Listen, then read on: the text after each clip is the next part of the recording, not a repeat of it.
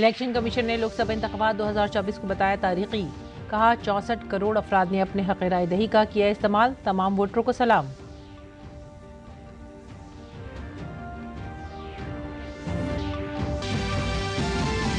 कन्याकुमारी में साधना से पैदा हुए नए अज़ाइम। वज़ीर आज़म ने अहले वतन के नाम लिखा खत। कहा आइंदा 25 बरस सिर्फ और सिर्फ मुल्क को वक्फ।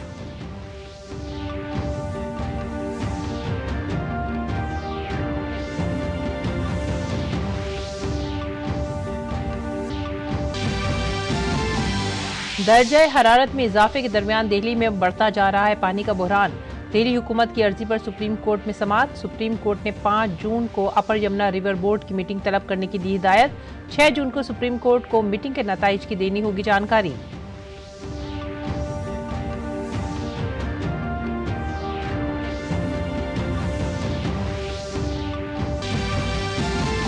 बीआरएस रहनुमा के कविता को लगा धचका। अदालती तहवील में 3 जुलाई तक तौसीह। दिल्ली शराब घपला मामले में 15 मार्च से ही अदालती हिरासत में।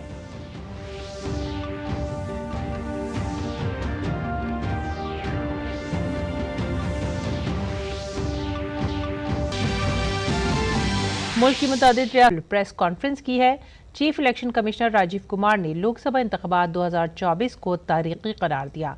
उन्होंने कहा कि हमने 642 मिलियन वोटर्स का आलमी रिकॉर्ड बनाया है। ये तमाम G7 ममालिक के वोटरों का 1.5 गुना और यूरोपीय यूनियन के 27 ममालिक के वोटरों का 2.5 गुना है।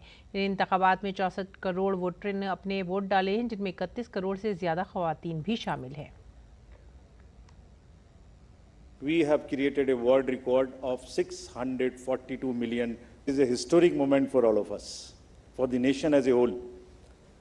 642 ever anywhere in the world in any of the electoral exercise. That's what is the number of voters. And this is just to give you some small statistics. This is 1.5 times of the voters of all G7 countries. There are 312 million proud women voters. This is also the highest ever in the world. It is larger than the 2019 elections, both the total and the women voters. और chief election commissioner ने कहा कि इस बार घर घर जाकर बुजुर्गों के वोट लिए गए। 85 साल से जायद उम्र के लोगों में रिकॉर्ड वोटिंग हुई है। उन्होंने कहा कि कई बुजुर्गों ने बूथ पर जाकर भी अपने वोट डाले। 85 plus and PWD voters, we again salute them. We again salute them. It has also not happened ever. उनके घर घर जाके हमने वोट लिया और आपके भी घर में कहीं ना कहीं आसपास में किसी ना किसी बुजुर्ग ने वोट दिया होगा, जिसकी वजह से वो भी हमारे इसमें पार्टिसिपेट कर पाए। होम वोटिंग में जिन लोगों ने हमारे साथ वोट दिया, ये हमारे लोकतंत्र के गणनायक हैं। आज़ादी से पहले का भारत इन्होंने देखा है और पिछले 70 सालों में इन्होंने देश की एक एक चीज में तरक्की में और कार्य में भाग लिया है। इनको भी हम दिल से नमन करते हैं कि इतने दिल से इन्होंने हमारे इलेक्शंस में भाग लिया। और हमारा तजुर्बा ये कहता है कि जब हमने सबके घर में पर्ची बांटी कि आपको 12D भरना है, लेकिन मेजॉरिटी ने हमसे ये कहा कि हम बूथ पर आना चाहते हैं। चीफ इलेक्शन कमिश्नर ने जम्मू कश्मीर का तारीखी डेटा भी शेयर किया। उन्होंने कहा कि इस बार कश्मीर ने तमाम रिकॉर्ड तोड़ दिए। गुज़िश्ता 4 दहाइयों में सबसे ज्यादा वोटिंग हुई है। आप सब पिक्चर्स देख चुके हैं। 58.58% overall turnout and in valley 51.5। हमने जो आंखों में चमक है, जो भविष्य को लेके चमक है, जो डेमोक्रेसी में पार्टिसिपेशन को लेके चमक थी, जो क्राउड थी, जो भीड़ थी, उसमें हमने उसको देखा है। And what has not gone into it. जब हम चुनाव कराने के लिए गए थे मार्च 12-13 में, तो प्रश्न पूछे जा रहे थे हमसे। हर समय प्रश्नों का जवाब देना पड़ता है कि आप साथ साथ क्यों नहीं करा रहे हैं, वो कब कराएंगे। उस समय जवाब दिया था हमने कि कराएंगे, सही समय पे कराएंगे, जरूर कराएंगे और अब कराएंगे। और चीफ इलेक्शन कमिश्नर ने कहा है कि कमीशन के खुसूसी फोर्स नामसाद हालात में भी वोटिंग के अमल को कामयाब बनाती है। 135 स्पेशल ट्रेन चल रही थी जो फोर्सेस को इधर से उधर लेके जा रही थी। 4 लाख से ऊपर व्हीकल, 1692 से ऊपर की सॉर्टीज जो पोलिंग पार्टीज को अंदर में जंगल में पहाड़ पे लेके जा रही थी। unsung heroes of our elections, and it's a matter of serious research and study कि ये लोग 1.5 करोड़ 50-60 लाख लोग जो बिल्कुल पोलिंग कराते हैं, ये अलग अलग डिपार्टमेंट से आते हैं, आपस में मिल जाते हैं और एक दिन पहले मिलते हैं और अचानक से एक जैसा 10-10.5 लाख बूथ पे एक इलेक्शन प्रोसेस को कंप्लीट कर लेते हैं। और लोकसभा इंतखाबात 2024 के वोटों की गिनती कल यानी मंगल को होगी। इसके साथ ही लोकसभा इंतखाबात में हिस्सा लेने वाले 8,360 उम्मीदवारों की सियासी किस्मत का भी फैसला हो जाएगा। लोकसभा इंतखाबात 2024 में मुल्क की 543 लोकसभा सीटों के लिए 7 मरहलों में वोटिंग हुई है। लोकसभा इंतखाबात के दौरान 4 रियासतों अरुणाचल प्रदेश, सिक्किम, ओडिशा और आंध्र प्रदेश में असेंबली इंतखाबात भी हुए हैं, जिनमें से 2 रियासतों के नताइज इतवार को आए। बाकी 2 असेंबली इंतखाबात के वोटों की गिनती लोकसभा इंतखाबात के साथ 4 जून को होगी। मुल्क की 28 रियासतों और 8 मरकज के जेर इंतजाम इलाकों में आम इंतखाबात के लिए वोटिंग की शुरुआत 19 अप्रैल से हुई और वोटिंग का अमल 1 जून को वोटिंग के आखिरी मरहले के साथ मुकम्मल हुआ। भारत को दुनिया की सबसे बड़ी जमहूरियत समझा जाता है। ऐसे में इलेक्शन कमीशन ने घर घर वोटिंग समेत कई नए इकदाम भी शुरू किए ताकि ज़्यादा से ज़्यादा वोटर्स दुनिया की सबसे बड़ी इंतखाबी मैराथन में जोश खरोश से हिस्सा ले सकें। इलेक्शन कमीशन ने वोटों की गिनती की तैयारियां जोरों शोर से शुरू कर दी हैं। मुबस्सिरीन और काउंटिंग टीमों को सर्कुलर भी तकसीम कर दिए गए हैं। और लोकसभा इंतखाबात 2024 के वोटों की गिनती 4 जून को होने वाली है। मुल्क की मुख्तलिफ रियासतों में वोटों की गिनती से कबल सिक्योरिटी के सख्त इंतजाम किए जा रहे हैं। हमारे नामा निगार अजीत द्विवेदी ने मध्य प्रदेश के भोपाल में वोटों की गिनती से कबल किए गए इंतजाम का जायजा लिया। मध्य प्रदेश की 29 लोकसभा सीटों के लिए भी 4 जून को सुबह 8 बजे से मतगणना शुरू हो जाएगी और सबसे पहले पोस्टल बैलेट की मतगणना की जाएगी। इस समय हम यहां पर भोपाल की पुरानी केंद्रीय जेल में हैं, जहां पर कि भोपाल लोकसभा की सीट के लिए यहां पर मतगणना की जाएगी। मतगणना के लिए सभी तैयारियां पूरी कर ली गई है। मध्य प्रदेश के जो 52 जिले हैं वहां पर मतगणना की जाएगी और इसके लिए सुरक्षा व्यवस्था के चाक चौबंद इंतजाम किए गए हैं। सेंट्रल पुलिस की 18 कंपनियों के साथ ही स्टेट फोर्स की 45 कंपनियों को तैनात किया गया है। साथ ही 10,000 राज्य पुलिस के जवान भी सुरक्षा व्यवस्था के लिए तैनात रहेंगे। तो मध्य प्रदेश में मतगणना के लिए तमाम तैयारियां पूरी कर ली गई हैं और सुबह 8 बजे से मतगणना 4 जून को शुरू हो जाएगी। कैमरा पर्सन मोहित ओहिके के साथ अजीत द्विवेदी, डीडी न्यूज, भोपाल, मध्य प्रदेश। और बिहार के वजीर आला और जेडीयू लीडर नीतीश कुमार ने वजीर आजम नरेंद्र मोदी से मुलाकात की। उन्होंने वजीर आजम नरेंद्र मोदी से किस मौजू पर बातचीत की, मीडिया को ये बताए बगैर वो 7 लोक कल्याण मार्ग चले गए। और आगे बढ़ते हैं अगली खबर की तरफ, जहां मोदी हुकूमत के बैनुल-अक़वामी प्लेटफॉर्म पर वापसी की बातें हो रही हैं। उसी दौरान कांग्रेस की सीनियर रहनुमा सोनिया गांधी ने एग्जिट पोल के नताइज पर कहा है कि उन्हें पूरी उम्मीद है कि नताइज बिल्कुल बरअक्स होंगे। समाजवादी पार्टी के सरबराह अखिलेश यादव ने एग्जिट पोल के बाद पहली बार प्रेस कॉन्फ्रेंस की है। उन्होंने कहा है कि एग्जिट पोल सिर्फ माहौल बनाने का एक तरीका है। बीजेपी अपोजिशन को डरा रही है, ये उनकी सियासत का तरीका है। जो लोग उनके समय समय पे बूथ मैनेजमेंट का काम कर रहे हैं, वही एग्जिट पोल मैनेजमेंट के लिए आए हैं। वो माहौल बना रहे हैं, विपक्ष के लोगों को डराना चाहते हैं। ये राजनीति इनकी पहले से रही है और इसी तरह करते आए हैं। लेकिन इस बार जनता भी तैयार है और इस देश का नौजवान से लेकर के हर वर्ग के लोग तैयार हैं कि उन्हें अपने मतदान किए हुए की रक्षा करनी है। लोकसभा इंतखाबात 2024 के वोटों की गिनती में एक ही दिन बाकी है। ऐसे में तमाम पार्टियां अपनी अपनी जीत के दावे पेश कर रही हैं। दरअसल कांग्रेस लीडर शशि थरूर ने एग्जिट पोल के हवाले से दावा किया है कि इंडिया इत्तेहाद 295 सीटें जीत रहा है। इसके अलावा उन्होंने बीजेपी पर तंज करते हुए कहा कि बीजेपी केरला में अपनी सीट का दावा कर रही है और अब हकीकी नताइज जल्दी सामने आएंगे। After meeting with all the India Alliance members, has said that he is convinced we are getting about 295 for the alliance. I stick to that number. I mean, the fact is that the exit polls are based apparently on some sort of sampling, which I don't believe is terribly scientific. And certainly, if any exit poll can say that BJP will win up to 7 seats in Kerala, either they are suffering heat stroke, or they don't understand Kerala. Some of these exit polls are also laughable for other reasons. They will say that there are seats in a particular state, but BJP is going to win 6. That kind of thing we have seen on these exit polls just 3 days before the real results.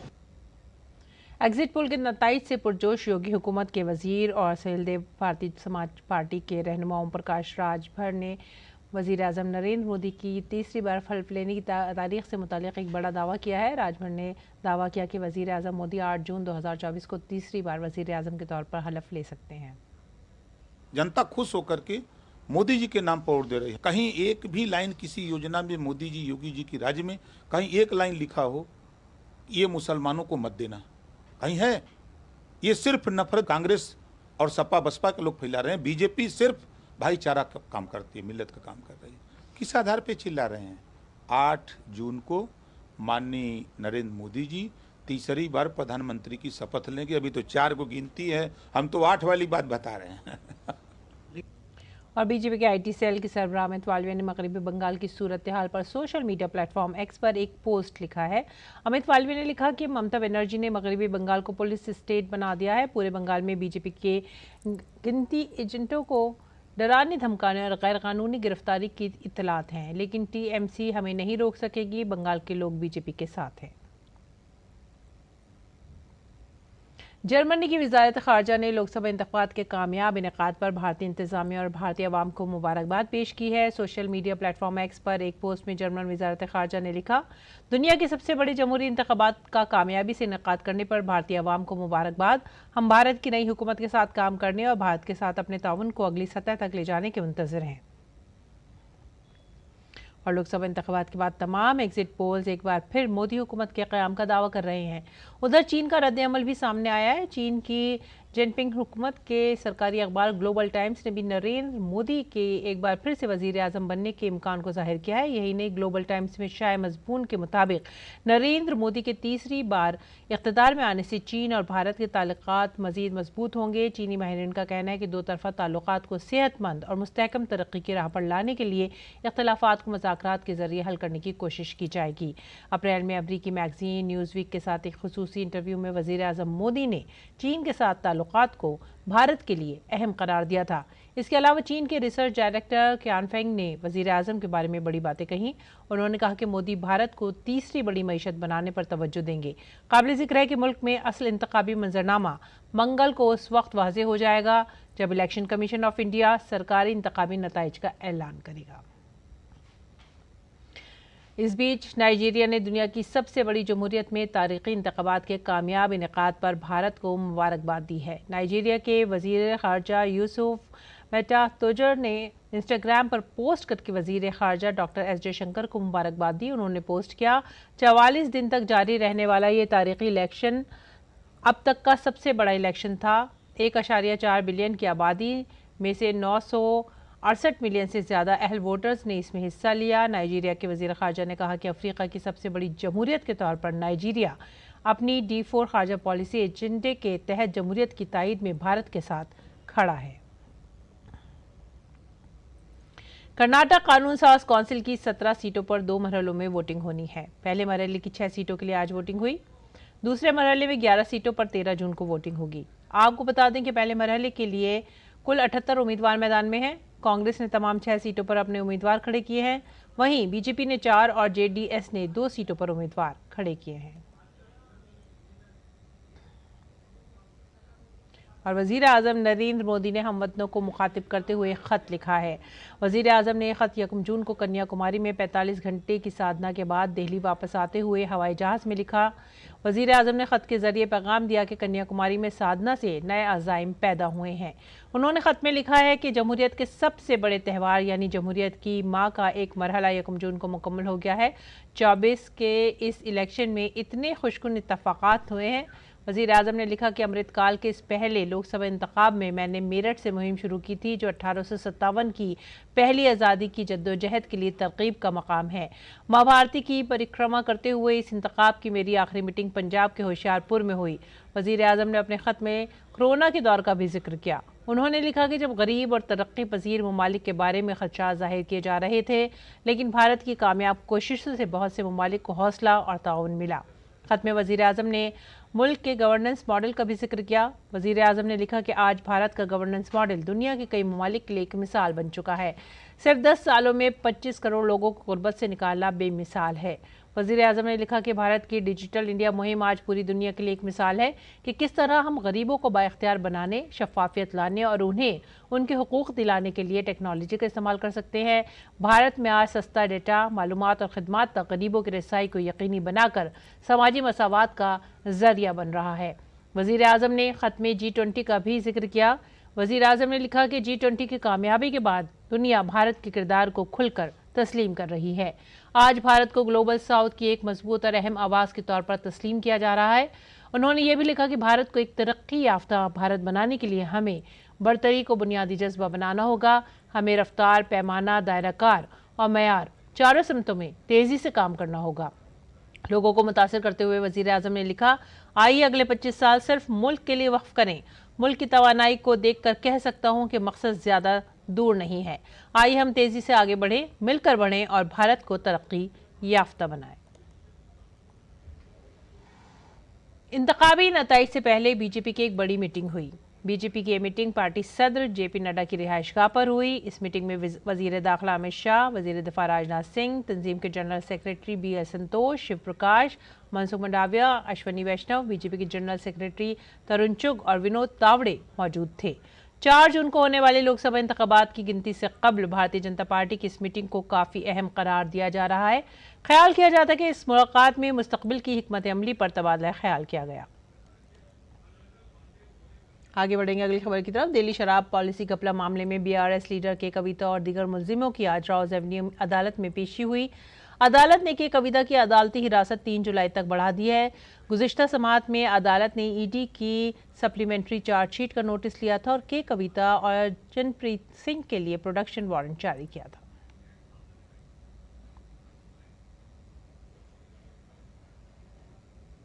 और बात करते हैं मौसम की। महकमा मौसमियात ने अगले 3 दिन में शुमाल मगरबी वस्ती और मशरक़ी भारत में गर्मी में कमी की पेशनगोई की है।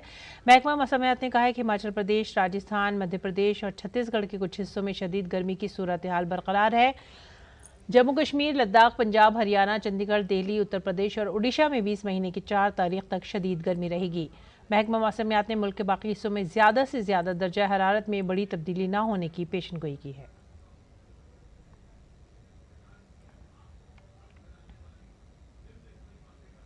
इस बीच दिल्ली में पानी के बहरान के पेश नज़र सुप्रीम कोर्ट ने आज दिल्ली हुकूमत की दरख्वास्त पर समाअत की, जिसमें पड़ोसी रियासतों से इजाफी पानी की फराहमी का मुतालबा किया गया है। सुप्रीम कोर्ट ने 5 जून को अपर यमुना रिवर बोर्ड की मीटिंग बुलाने की हिदायत दी है। इजलास के नताइज से अगले रोज तक सुप्रीम कोर्ट को आगाह करना होगा। काबिल जिक्र है कि रियासती हुकूमत ने सुप्रीम कोर्ट से हरियाणा, हिमाचल प्रदेश और यूपी हुकूमतों को दिल्ली को 1 माह तक इजाफी पानी फराहम करने की हिदायत देने का मुतालबा किया था। साथ ही हिमाचल प्रदेश ने कहा है कि उसे दिल्ली को इजाफी पानी देने में कोई मसला नहीं है। समाअत के दौरान मरकज और हरियाणा की तरफ से पेश हुए सॉलिसिटर जनरल तुषार मेहता ने कहा कि दिल्ली में पानी का ज़िया भी एक अहम मसला है। दिल्ली को फराहम किए जाने वाले पानी में से 52% ज़ाया हो जाता है, जिनमें टैंकर माफिया और सिनतों के जरिए पानी की चोरी भी एक बड़ी वजह है। और दारुल हुकूमत दिल्ली में शदीद गर्मी पड़ रही है। दूसरी तरफ दिल्ली में तवील अरसे से पानी का बहरान भी गहराता जा रहा है। इसी दौरान दूरदर्शन की नामानिकार संध्या ने दिल्ली के कई इलाकों का जायजा लिया।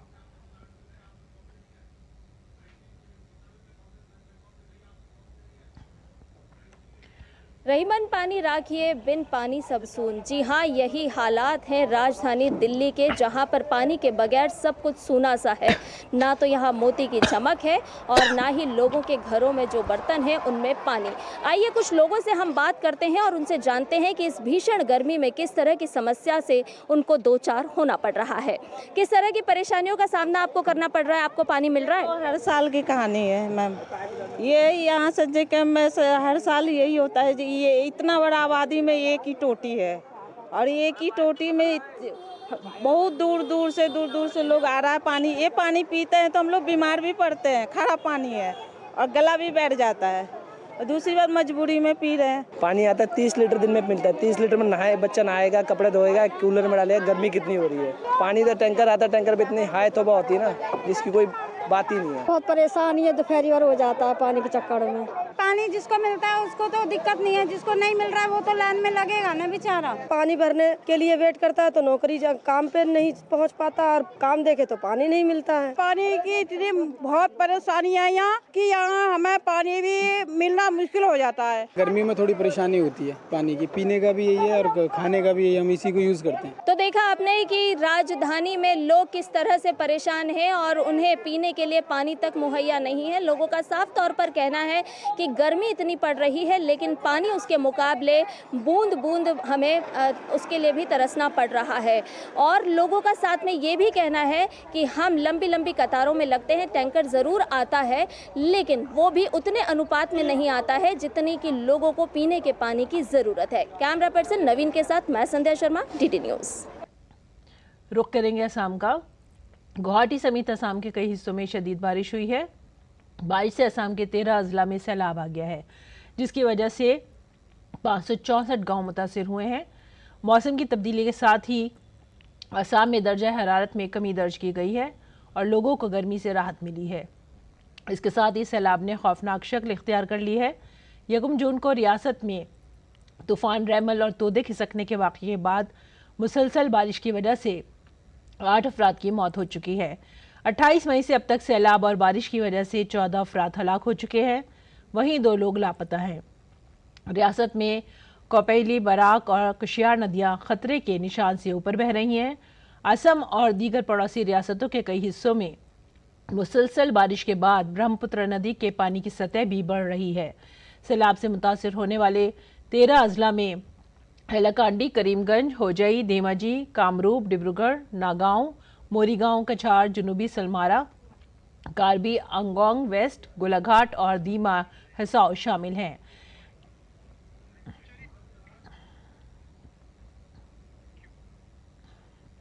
और लोकसभा इंतखाबात 2024 के लिए वोटिंग का काम तकरीबन मुकम्मल हो चुका है और अब सबको नताइज का इंतजार है। गुज़िश्ता चंद हफ्तों के दौरान PM ने भरपूर इंतखाबी मुहिम चलाई। वज़ीर आज़म जहाँ भी गए वहाँ आवाम की बेपनाह मोहब्बत देखी गई। लोग PM की एक झलक हासिल करने के लिए बेचैन नजर आए।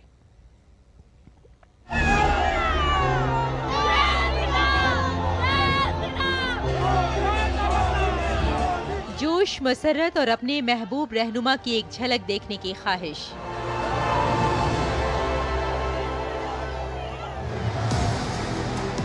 गुज़िश्ता चंद हफ्तों के दौरान मुल्क के मुख्तलिफ हिस्सों से ऐसी तस्वीरें सामने आती रहीं। वज़ीर आज़म नरेंद्र मोदी जहां भी गए अवामी मोहब्बत के बादल उन पर छाते रहे। चाहे वो बड़े जलसे हों या रोड शो, PM के लिए लोगों की ये मोहब्बत हर जगह नजर आ रही थी। जय श्री राम, भारत माता की जय और मोदी मोदी के गूंजते नारों के दरमियान हर चेहरे पर एक अलग किस्म का जोश था।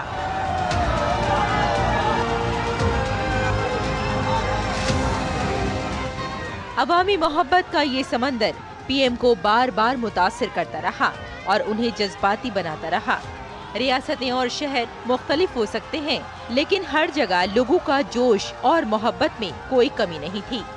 PM को अपने सामने पाकर कई लोग जज्बाती हो गए। ये लम्हा उनके लिए किसी ख्वाब की तकमील जैसा था।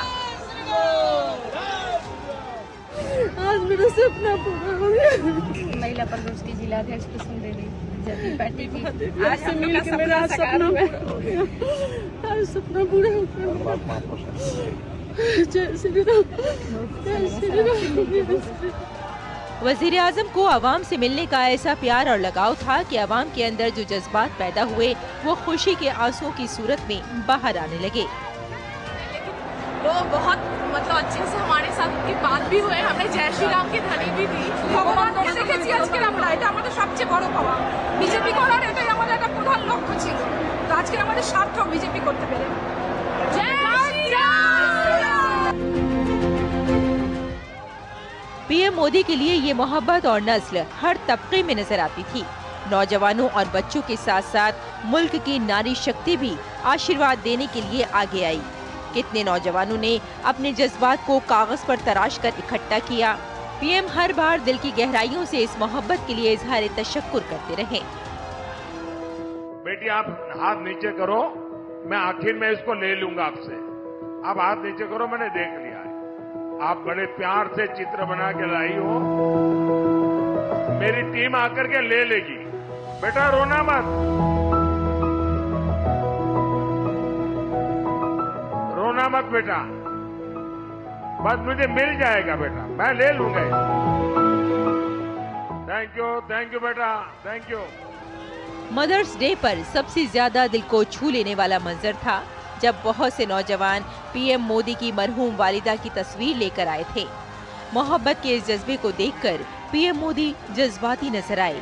और कब से हाथ ऊपर करके खड़े हैं, आपका हाथ को पेन होगा भैया, लेकिन आप इतने प्यार से लाए हैं और वो भी मेरी माँ का चित्र बना के लाए हैं। और पश्चिम की दुनिया आज मदर्स डे मनाती है। हम भारत के लोग तो 365 दिन माँ की भी पूजा करते हैं, दुर्गा माँ की भी पूजा करते हैं, काली माँ की भी पूजा करते हैं और भारत माता की भी पूजा करते हैं। शदीद गर्मी और शदीद हुजूम के बावजूद पीएम को आशीर्वाद देने के लिए एक बहुत बड़ा हुजूम जमा हुआ। बहुत से दिव्यांग अफराद भी पीएम को सुनने आए। पीएम को देखकर उनके चेहरे चमक रहे थे। यहाँ 2-3 दिव्यांग बहनें हमें आशीर्वाद देने आई हैं। उनके लिए जगह खोलिए, उनको परेशानी हो रही है। यहाँ जो आगे खड़े हैं वो जरा हट जाएं, उन दिव्यांग बहनों को आगे आने दीजिए।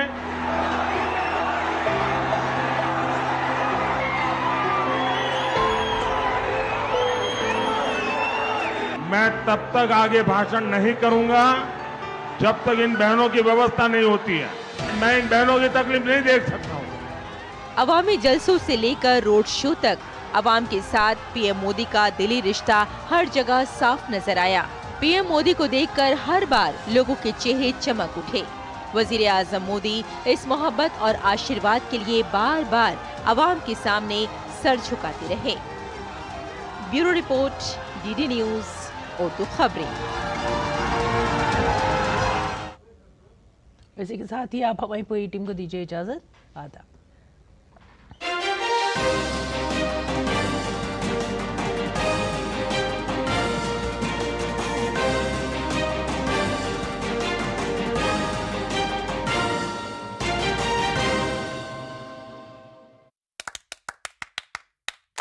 क्या खत्म होगा 17 साल का इंतजार? क्या किंग कोहली और हिटमैन की होगी वर्ल्ड कप में जीत से विदाई? क्या टीम इंडिया है तैयार? देखिए T20 वर्ल्ड कप